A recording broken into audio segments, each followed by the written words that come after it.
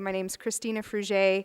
I work in the St. Louis Park community with the Faith Community Partnership, and I sit on the Action Council for Suburban and Minneapolis Host Home Program. So that's my involvement with the program tonight. I just wanted to begin by thanking everyone for coming tonight. We found that with spreading the word about the Host Home Program and the opportunity to support homeless youth, that just anyone that we have the chance to share the information with is wonderful. It's just part of this overall effort of the faith communities to inform and equip and nurture safe space in St. Louis Park for young people, which is a pretty great community to be a part of doing that in. So with that, I want to introduce Ryan Berg, who is the program manager, and he's going to, I think, give some background on youth homelessness and then kind of the tie-ins for how the host home model has been a way to help address that issue in our local communities and how you all could maybe consider being a part of that. So that's it. Here you go, Ryan. Hey, thanks for showing up. I appreciate it. So a brief history. So I work for Avenues for Homeless Youth, and Avenues has been around for about 20 years. We started off as Project Foundation, and it was started by a young woman, 19 years old at the time, and she was providing shelter for young people in Minneapolis. It's grown quite a bit in the past 20 years. We have a 20-bed shelter in North Minneapolis, and there we provide food and shelter. There's case management on site. There's a psychologist on site, nurse on site, and the main goal there is to work on education and independent living skills, so we can work towards housing stability with the young people that we work with. Typically, they stay about 18 months or up to age 21. We also have a new shelter that we're building in Brooklyn Park. It's going to be a 12-bed shelter, and it's going to mirror and model the shelter that's in Minneapolis. And then Avenues has 3 host home programs. Host home started with the GLBT community, and it has been going on for, I would say, 15 years. My coworker, Rocky, started that program, and it started with YouthLink, and it was partnered with YouthLink, and all of the service providing was done through them. And then in 2004, it was moved over to Avenues.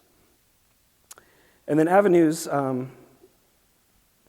partnered with the suburban community, realizing that there was this need in the suburbs as well, and that this isn't just an urban issue. This is not just about Minneapolis and St. Paul or Bloomington. This is larger, and it's affecting all of our communities. And then, so the suburban community modeled their program off of the GLBT program. And Christine, if you wanted to talk just briefly about how Suburban started and how it got connected to Avenues. I had the privilege of getting on board with some of the efforts to launch the Suburban Host Home Program, which then also led to a Minneapolis Host Home Program in 2011, maybe. And what was going on prior to my involvement was there were a bunch of folks, some folks from Teens Alone, from some of the schools, some community members that were realizing that we had young people in our community experiencing homelessness, that homelessness is not just an urban issue. And they did all this studying and researching, and they had a bunch of people involved. Ann Mavity from St. Louis Park, Jeremy Riley, who was a social worker at the high school at the time, was very involved. And they came up with this big project to build a shelter like they have at Avenues and like they're building in Brooklyn Park. And it was about an $8.1 million project, and that was in 2008, and that was a really bad time to be taking on a project of that nature to address housing needs in the suburban community. So the really smart people that were working on this issue, knew that by experience and research that young people do best if they can stay in their community, connected to the teachers that know them, the friends, maybe there's some extended family in the community. They already have a network of support. They just don't have that housing piece. And so that's when we turned, a number of people turned to the GLBT model that was doing a lot of really great things with youth, identifying with that community, and said, could we do this in our suburban context? So there were about 2 years of kind of gathering a very grassroots way of bringing community members together. St. Louis Park folks were at the core of that from the beginning. And worked with Avenues. We pulled in other youth serving organizations like Teens Alone in our community and some other youth serving organizations in the North Metro and South Metro. And eventually, after about 2 years of meeting and working together, we were able to launch Suburban Host Home under Avenues. Avenues brought in the experience and the leadership and just the organizational structure to be able to actually do this thing and solicit and request funding and hire a staff person and do all those important things to make it a sustainable program. And the cool thing, I mean, the core concept of Host Home is not all youth would necessarily thrive or want to be in a shelter. Additionally, shelters are very expensive. The project we were looking at around our community was, a multi-million-dollar project. So Host Homes is a very economic way to recruit, screen, train, and then provide ongoing support for people in the community that have the extra space and the heart to enter into this journey with a young person and to provide that safe housing. And it seemed like, why wouldn't we do this in our community? So that was where we got started. So Host Home is more than just a social service provider as well. We really work on being intentional about being connected to the community, and then working towards the broader kind of social justice aspects of what it means to look at homelessness, to examine it, to challenge the causes. So those are the larger pictures in addition to the direct care that we provide at Avenues. So I do have application packets that I'll go through with you later if you're interested. One thing I want you to know up front before I go into what Host Home actually is and how it functions is there is a training. It's coming up November 22nd and 23rd. So after this session, if it's something you're considering, we please ask that if you do want to apply to become a host, that the applications come in by the second week of November. Okay, so what is Host Home and what is it not? Host Home is a community and volunteer-based program for homeless and precariously housed youth. We work with youth from ages 16 to 21. Most of the youth that we work with are 18 to 21. Minors can be hosted in the program, but if they are 16 and 17, then their parents have to sign a DOPA, which is a delegation of parental authority.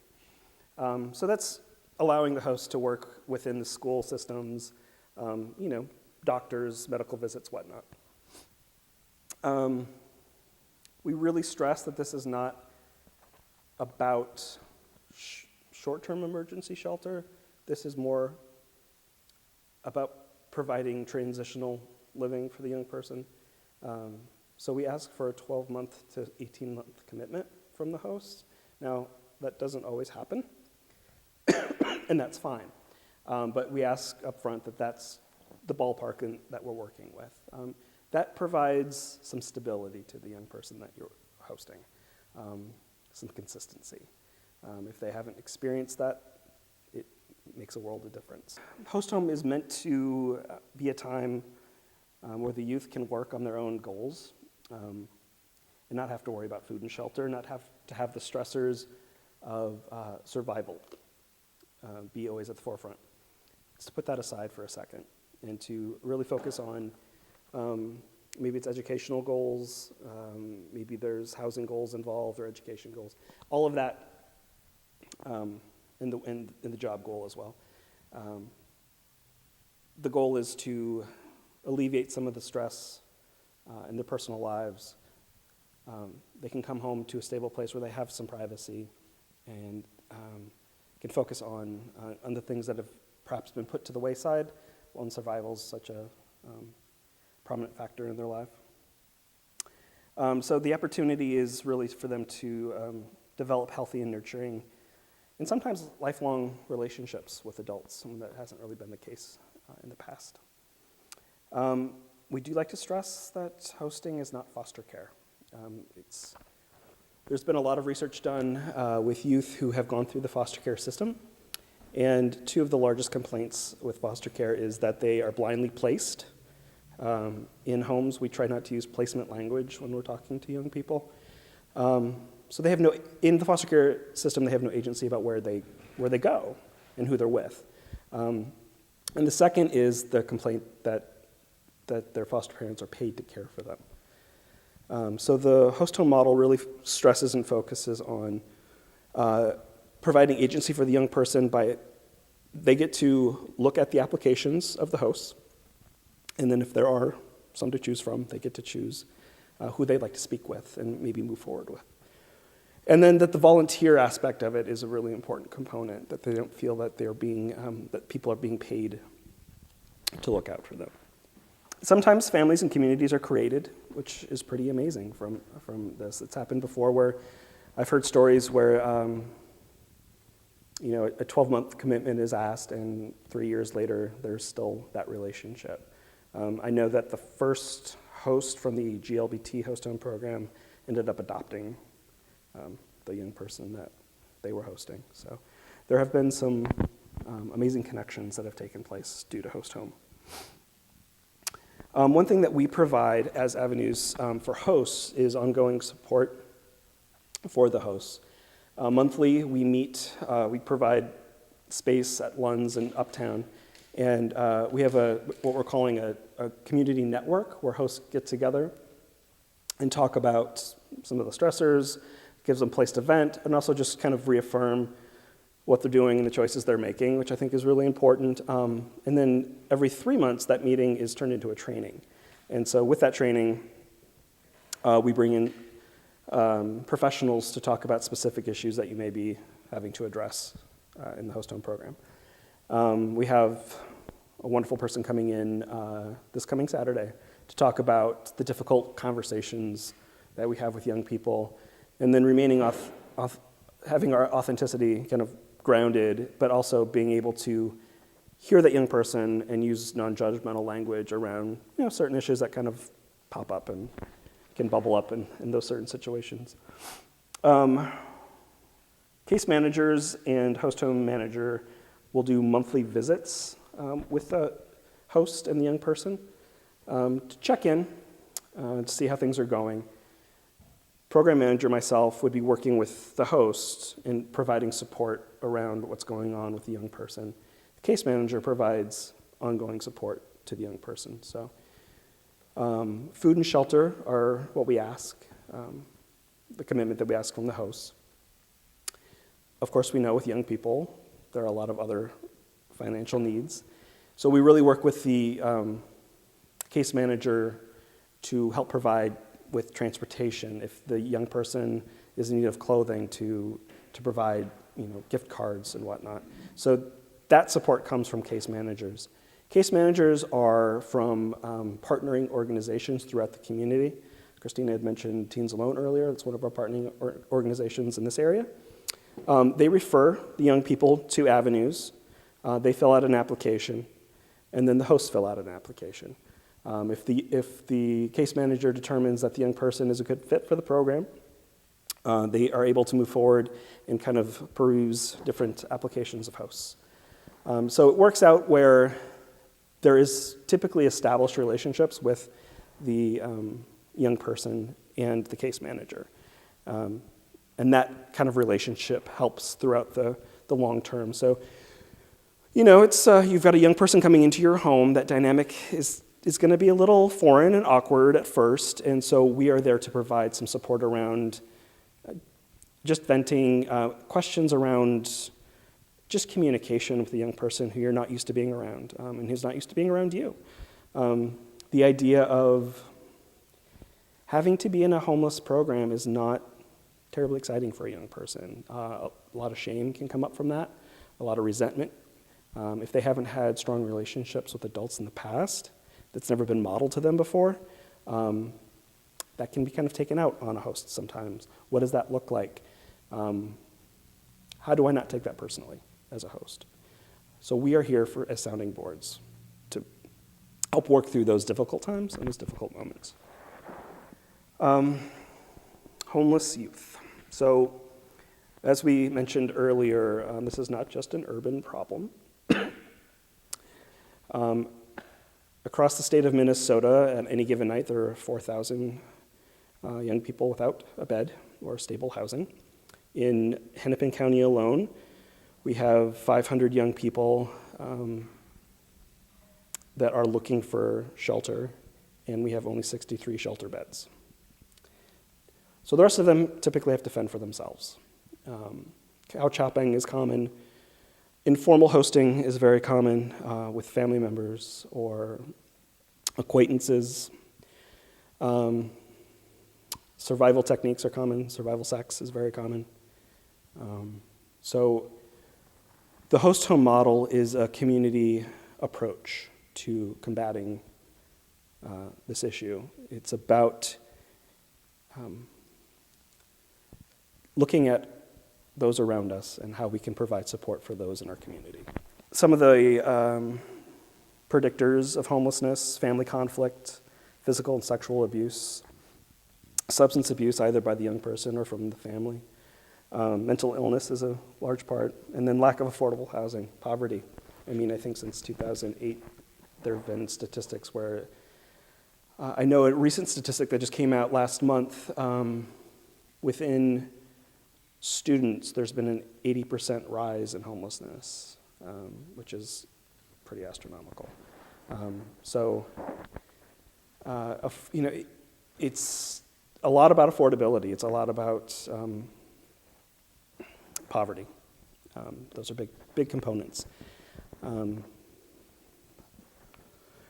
Homeless youth are not at fault, and that's something that we also have to take into consideration, is that these young people oftentimes have, they are a product of circumstance. Most youth experiencing homelessness are people of color, and most hosts are white. So if you are partnered with a young person of color, there is some training and some learning around white privilege, race, racism, and what all that means. So that's an ongoing kind of education that we go through with our hosts. And some of the baggage that a young person can show up with in a host home. If they're experiencing homelessness, they've probably experienced some trauma and some crisis in their lives. And there are going to be some things that will pop up throughout the stay. They have a lack of experience in dealing with healthy relationships with adults and with peers. Many of them have been exploited by adults in some way or another. There's a difficulty in understanding the role of a host. Who am I? Am I a parent? Am I supposed to be a parental figure? Is this a roommate situation? It's a new dynamic, right? So it's kind of figuring it out as you go, trying to be respectful as possible with that young person, but realizing that you are not a parent for this young person. And that can be difficult also if you have children in the home. So how to parse that apart where, I'm parenting for this child, who's mine, and then I am providing some support for this other young person who does have a parent but is unable to provide that support. So learning how to separate that and provide those supports is essential. And then there is that support with avenues and with the case manager to work on those issues. A lot of young people might be wondering why a host is hosting. That's something to consider too. Why does this person want to help me? What are they getting out of it? A young person who has dealt with crisis and trauma in their lives are dealing with arrested development, some developmental delay. So if they might be 19 years old, but they might be emotionally about a 15-year-old. So the larger kind of concepts or more complex concepts of your particular situation in a host, helping out a young person might not make sense initially. It might need to be teased out a little bit, or patience might need to be a big factor in that. A lot of youth rely on survival skills when they're dealing with any situation in life. Oftentimes they're trying to figure out their next meal or where they're going to sleep for that night. So survival skills don't go away overnight. They stick with the young person. So there is a time period of adjustment that needs to be addressed. Mistrust can be a big issue. You're providing a meal for that young person. You ask for them to join you at the table. What is this about? Why do I have to participate in this? And What's the motive? So mistrust is an issue that pops up a lot and isn't easily kind of smoothed out. And it can take some time with a young person who's experienced some trauma. Fear is another one. Fear of intimacy is a big issue with a young person experiencing homelessness. Fear of success, fear of failure, fear of relationship. What does that mean? Vulnerability is a big part. And I think it plays a big part on both sides, host and young person. What does it mean to be vulnerable in a situation? And when you do show that vulnerability, what does it mean to that young person and vice versa? Things to keep in mind. And it's also really important for us to consider our own baggage when we are talking to a young person. So kind of turning the lens inward every once in a while, and especially around what our expectations might be for that young person. We really ask that food and shelter are the main focus. The goals are set by the young person in our program. So education is a goal, let's say, for most of the young people that we are working with. And they feel like they're meeting that goal if they're going to school, but they might be showing up an hour, 2 hours late. We need to manage our expectations around that. We can have conversations around that, but those conversations should really steer clear of judgment, right? Really about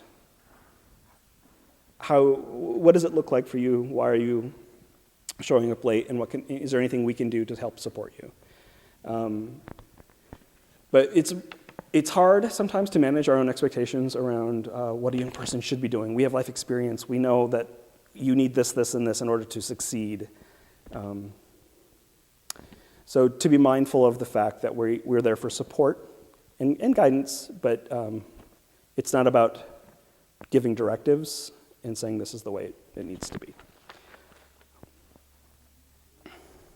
And that goes into with the definitions of success. I think our own definitions of success, sometimes we want to apply them to others, and this might be a situation where that needs to be readdressed. The case manager will be working with goal planning with the young person and then providing support with those goals. The program is really malleable, right? So if hosts want to participate in that, they're welcome if the young person is open to that. Really, I'll stress, food and shelter is the expectation. And then that can grow. Relationships can grow from that. When the case manager sits down with the young person, they're gonna spell out what the goal plans are, short-term and long-term. And then they meet weekly with the young person, and that's the expectation, that they meet weekly with the young person to maintain those goals, to provide whatever support that's needed to keep going in that direction. Within that month, when we all meet together, we all kind of have that discussion. The young person has been having trouble getting to school because we didn't realize this at first, but they don't have any bus fare. So we help provide that. Or we had the expectation that we'd all get together and have dinner together on Tuesday nights, and the young person just hasn't been showing up.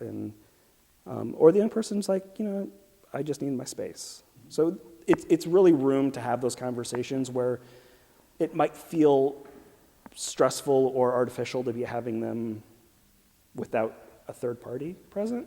Sometimes it just helps so you don't have to take the brunt of it as a host, that you can bring in other people who can help facilitate that conversation. It's really up to the host and the youth to build that relationship if it's going to build. If it's not, we have hosts and young people who have very little communication. The host provides food and offers for that young person to come and have dinner whenever they're having dinner. The young person declines.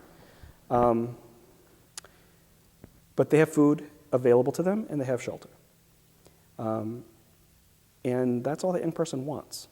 And that works fine for that particular group. There are others who really build relationships and become very supportive and interactive. I had a young person go to a lake house with the family and really kind of participate and kind of become integrated into that kind of network. So it's really up to, we don't dictate any of that. It's really about hosting people, finding their space together and what that means for them.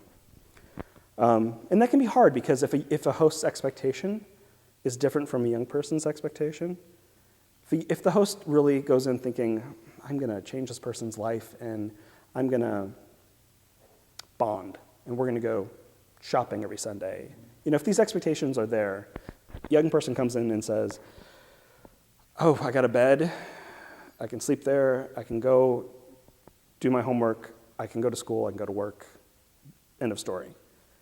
Then it's very easy for the host to feel like, to take that personally, to feel like they failed in some way, when in reality, the goals and the expectations of the young person have been met by that arrangement. So it's really about checking in and figuring out. We just had a conversation today with a host who felt that way, felt like she may have been failing the young person. We went through the whole scenario, and the young person was very happy, was very content with the situation. So it's really about managing those expectations and turning that lens inward and really being honest with yourself and addressing your own reasons. It's a completely different relationship. And it can be confusing in the moment. Like right now we can understand how that might look differently, but when we're in the moment with that young person, it can get a bit confusing and maybe the right words fail us at times, right? We're not quite sure what to say. What's my role here? If this was my child, the instinct is to say this. Well, we can't always go with the instinct. We have to step back and kind of reassess. So there's an adjustment there with taking in a young person when you have your own children.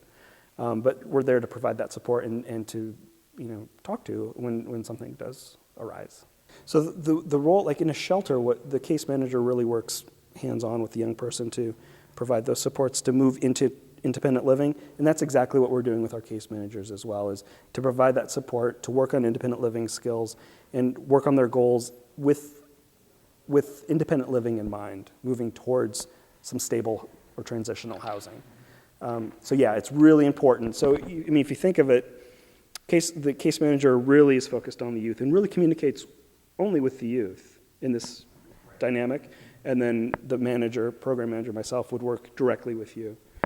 I would have access to the youth as well, but we would be working directly. So if you had those concerns, I could address them, bring them to the case manager's attention, and then we all can come together and build that support around that young person. Often at the informational sessions, we try to have a former host or someone that has some experience share, and we weren't able to have someone here tonight. I don't have experience as a host or as a young person who's experienced homelessness, but my story maybe connects a little bit with where you guys are at in an informal hosting situation, because my introduction to host homes was attending an informational session about, hey, could we get host homes in St. Louis Park and in our surrounding communities?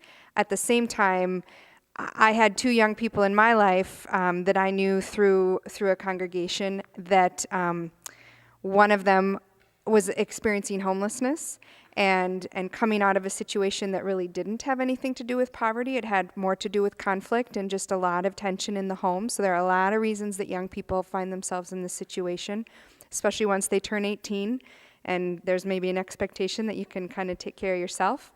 And another young person that I knew whose family had taken in a friend.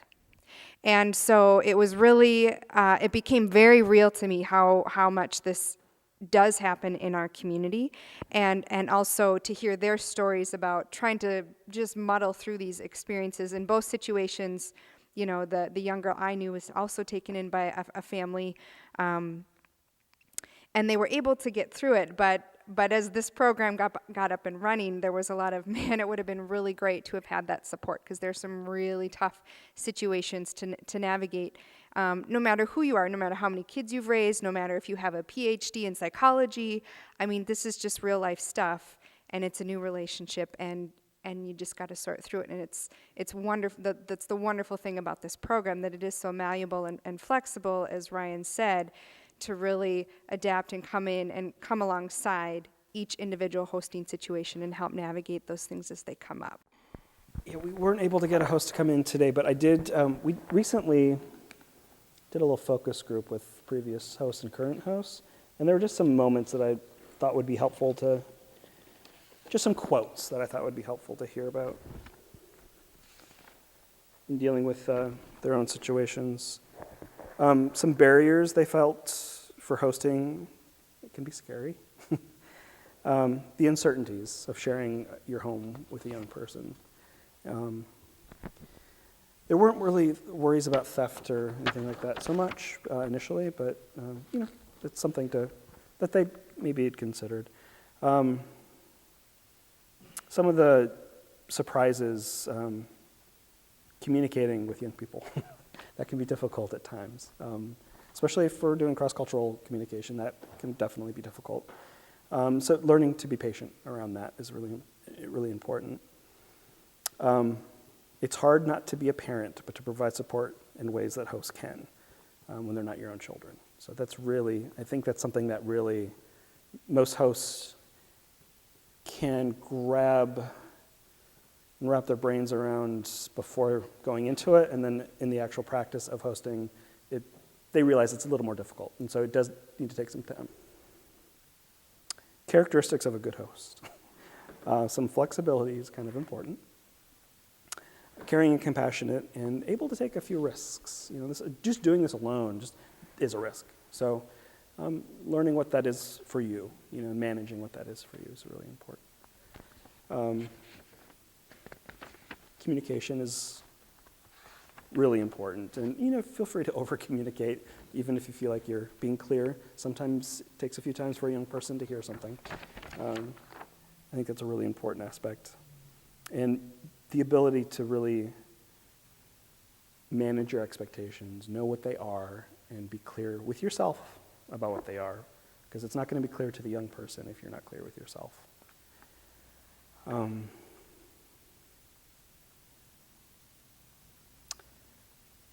This might be helpful. A couple things that hosts wish they knew prior to hosting. That it can be difficult just to provide food and shelter. Expectations for yourself sometimes can be too high and can be placed onto the young person. So just kind of revisit that with yourself on occasion.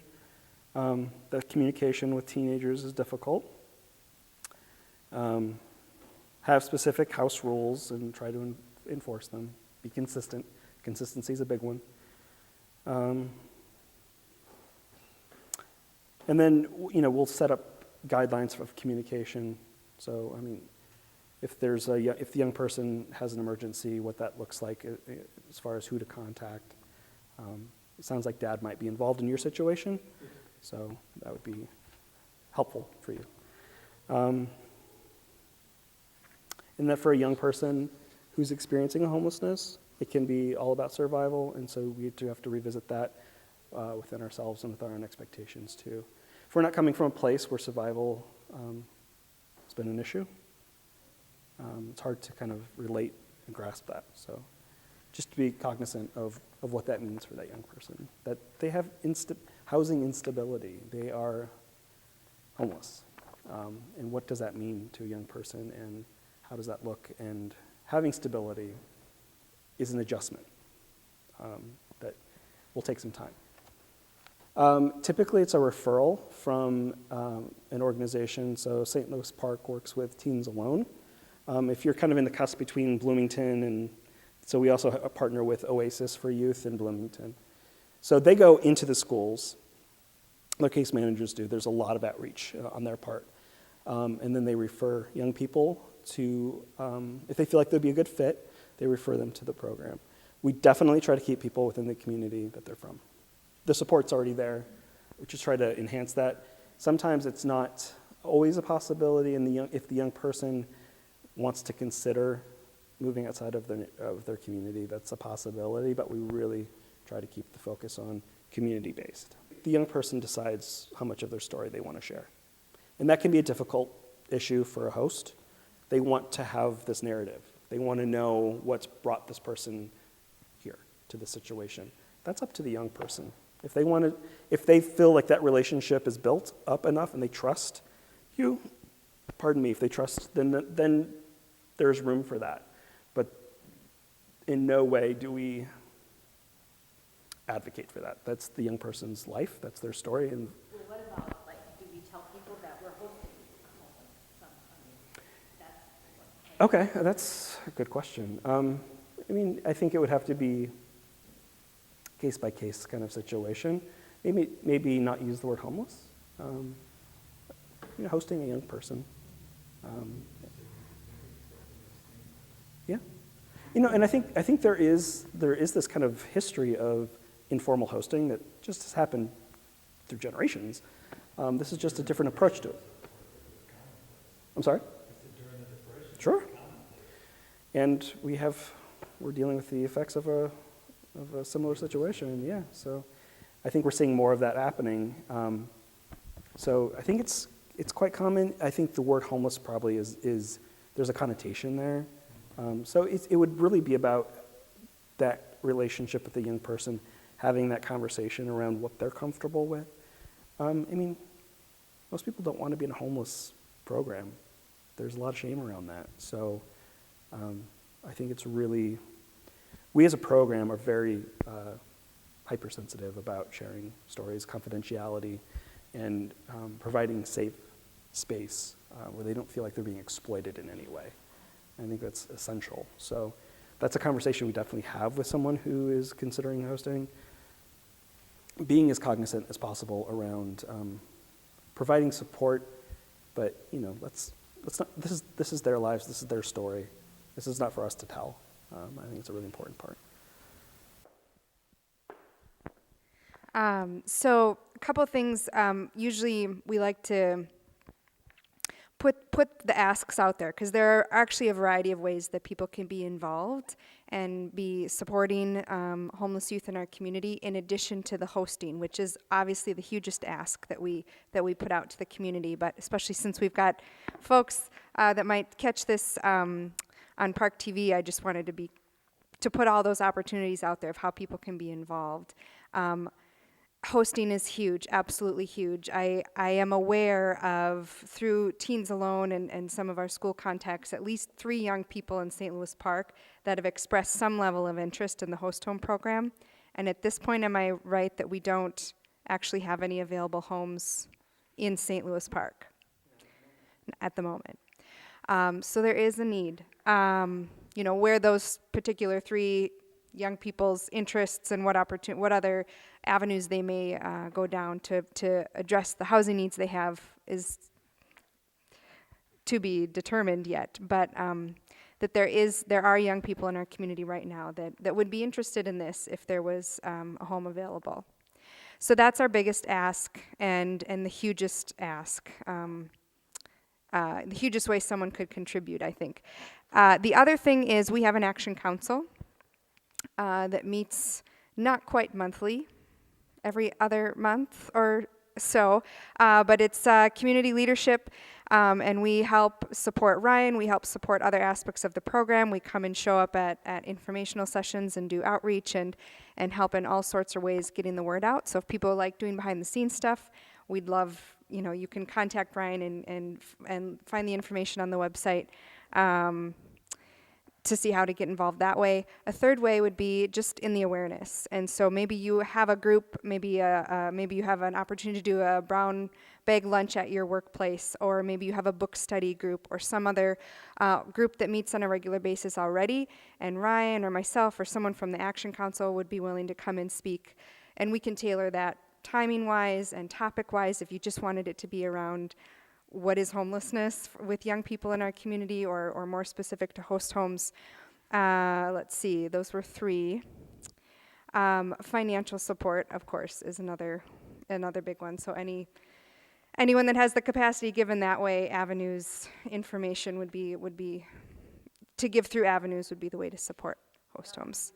So you can go to www.avenuesforyouth.org to find more information. And Ryan's contact information, and he would be the go-to, kind of the gatekeeper for any way that you might want to be involved. All right. Well, thank you so much for showing up. I appreciate it.